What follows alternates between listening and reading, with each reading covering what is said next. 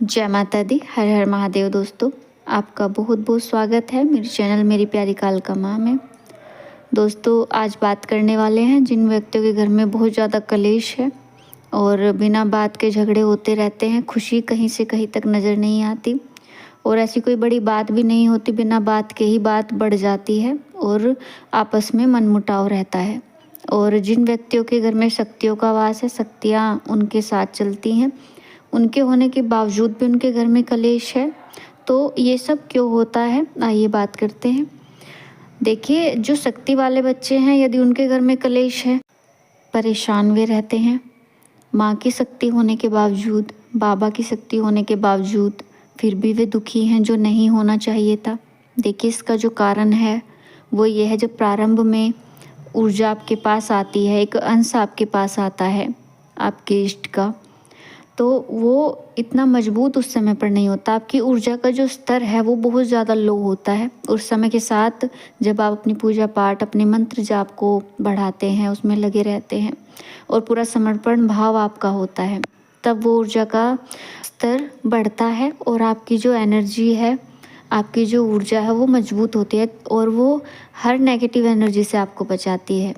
और अभी यदि वो प्रारंभिक दौर में है और उस समय पर तंत्र क्रिया आपके घर में करी गई है, तो उसका प्रभाव बहुत ज़्यादा आप पर पड़ता है, क्योंकि आप उससे लड़ तो नहीं सकते, इतना ज्ञान भी आपके पास नहीं होता कि आप कैसे उससे बच सके। तो दो शक्तियों का आपस में टकराव होता है, जिससे कि घर का वातावरण बहुत ज़्यादा खराब होता है और सब पर इसका प्रभाव पड़ता है।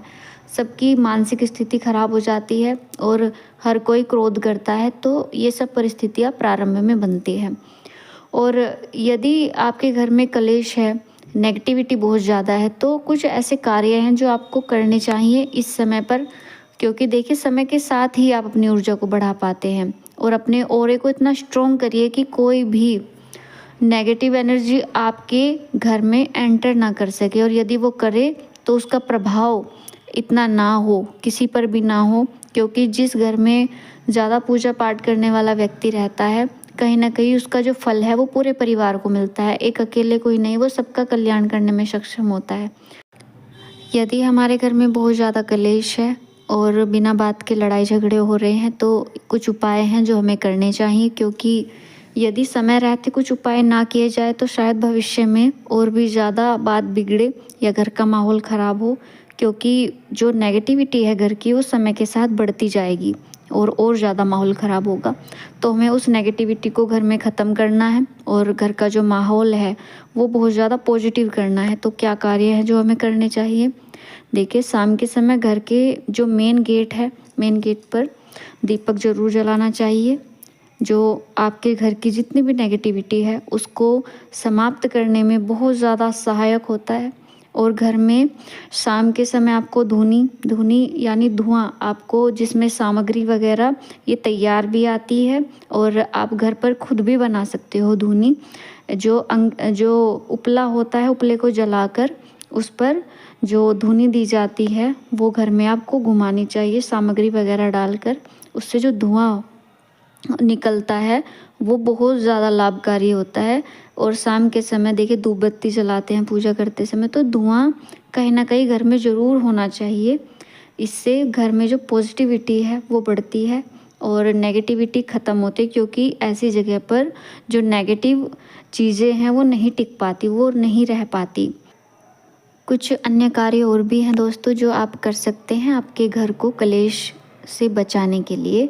इसमें कपूर आपको लेना है और कपूर की टिकिया आपको घर की चारों दिशाओं में रखनी है। घर के जितने भी चारों, जो जैसे कि ईस्ट वेस्ट के जो कॉर्नर्स हैं घर के, उसमें आपको ये रखनी है। इससे भी आपके घर में जो कलेश है वो ख़त्म करने में बहुत ज़्यादा हेल्पफुल होगा। आपको ये उपाय भी करना चाहिए। जिन्होंने ये उपाय बताया, ये बहुत ज़्यादा प्रभावी है और बहुत ही अच्छा उपाय है। और एक उपाय आप और कर सकते हो, जो घर का बाथरूम है उसमें आप नमक रख सकते हैं और हफ्ते में आपको वो नमक बदल देना चाहिए, या 15 दिन में या महीने में, समय समय पर जब भी आपको टाइम मिले तो आपको उसे बदलते रहना चाहिए। ये भी आपके घर की नेगेटिविटी को दूर करने में बहुत ज़्यादा हेल्पफुल है।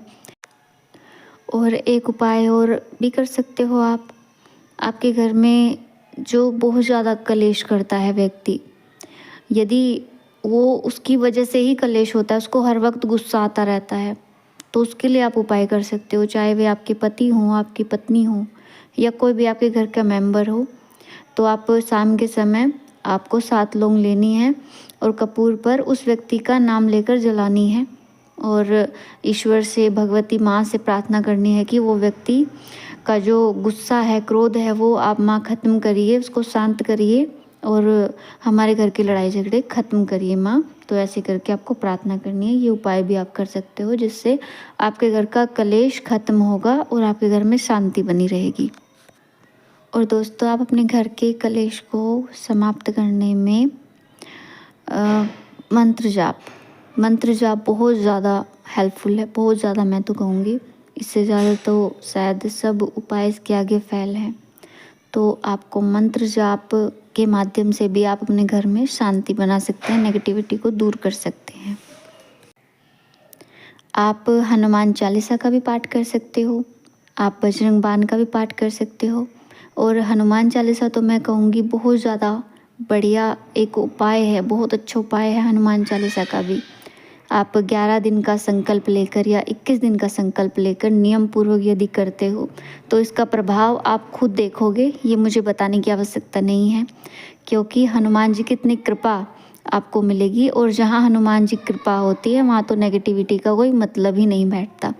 तो दोस्तों, इन कार्यों के द्वारा आप अपने घर के क्लेश को समाप्त कर सकते हो, क्योंकि यदि उपाय किए जाएं तो आप किसी भी विपत्ति से, किसी भी क्लेश से बच सकते हो। तो उपाय हमें ज़रूर करने चाहिए और इसमें हमारे इष्ट, हमारी शक्तियाँ बहुत ज़्यादा हमारी हेल्प करती हैं।